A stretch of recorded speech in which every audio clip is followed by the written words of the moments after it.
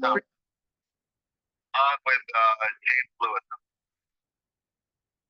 Good morning. Doing great. We're excited to have you as a guest on our show. Our guest today is the 50th Speaker of the House of Representatives for the United States. And of course, he is also the CEO of Gingrich 360. Our guest today is Newt Gingrich, and we're going to be discussing his new documentary, Journey to America, with Newt and Callista Gingrich on PBS. Mr. Gingrich, thank you for joining us today. I were very excited when PBS decided that this was a documentary that they wanted to share with the country. And we're very proud of it. I think that the 9 stories it tells of people who came here legally is a great reminder that legal immigration has been a source of strength for America, not a source of weakness. That you have to distinguish between supporting legal immigration and opposing illegal immigration. Chris and I both oppose illegal immigration, but we're very much for legal immigration. Definitely.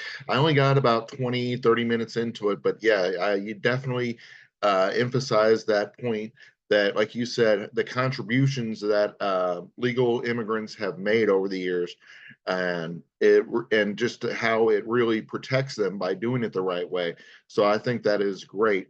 How was it working with PBS? They were very professional. Callista and Kevin Knobloch, who's been our director for 10 movies, they were the primary people working with, and they developed, common sense of things that improved it. And then I think they did a great job marketing. I have to say, I thought that on balance, they were very, very good at getting the word out. Better than we could have been on our own. So, who were the 9 inspirational individuals that you celebrated their journeys to America? Well, I think we started with Henry Kissinger, who came over in 1938 as a teenager, ended up being the most important Secretary of State in American history. We had Cam Ghaffarian, who came over from Iran at 16, wanted to be in the rocket business, now runs Axiom Space, which is the second largest customer of SpaceX, building a private space station. Mother Cabrini came over from Italy to help Italian Americans, became a saint. She is in New York. She's buried in what has become a shrine in Manhattan, and she's a remarkable person. She became the first American saint.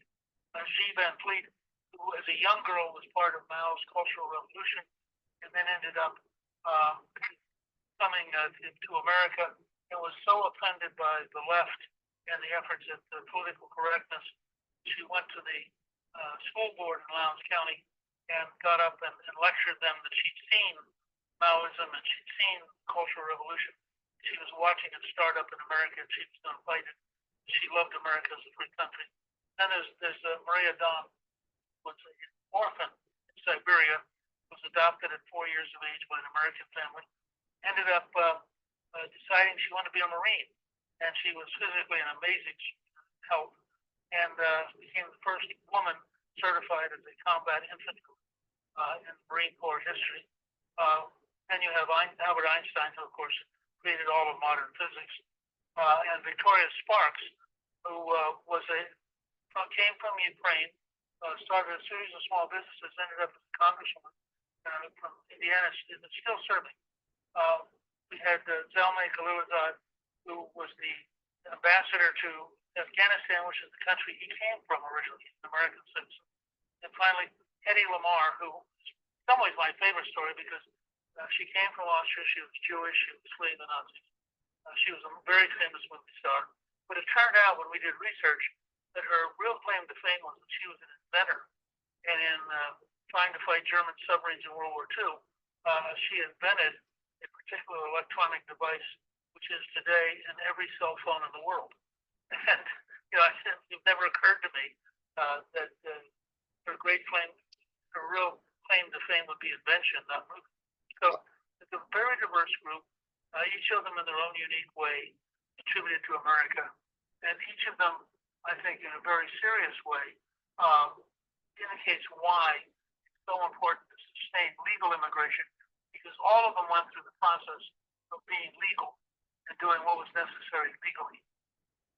So it sounds like 9 great inspirational stories, and there are so many more out there that, ways that they've changed and influenced America. I mean, that is phenomenal how you've highlighted those diverse backgrounds. Well, we think when people see Journey to America, that it will remind them how much we are all related to immigrants. And of course, many people are either first or second generation immigrants or have good friends who are first or second generation immigrants. So once you start thinking about it, you realize it's fine to be against illegal immigration, but it's totally wrong to be against legal immigration. So does the United States still represent freedom and opportunity to the world? Well, there's a reason we're the only country in the world that has to build a fence to keep people out. I mean, nobody else has the scale problem we have, because Gallup did a survey a couple of years ago, and 165 million people said they'd like to come to America. I think people generally see this as a land of freedom, a land of opportunity, and a land of extraordinary economic wealth compared to where they're living. And so, our goal, of course, is to continue to reform the system to get even better. And I would say, to remind people, that you have two kinds of immigrants. You have geographic immigrants who are foreigners. You have temporal immigrants who are children. And it's important to teach children what it means to be an American, teach children to have a work ethic, to teach children why it's important to be educated and learn something. And so we need to do a better job on both fronts, for those who come from overseas and for those who are born here. It must be great to be able to work with the woman you love on a project you're so passionate about.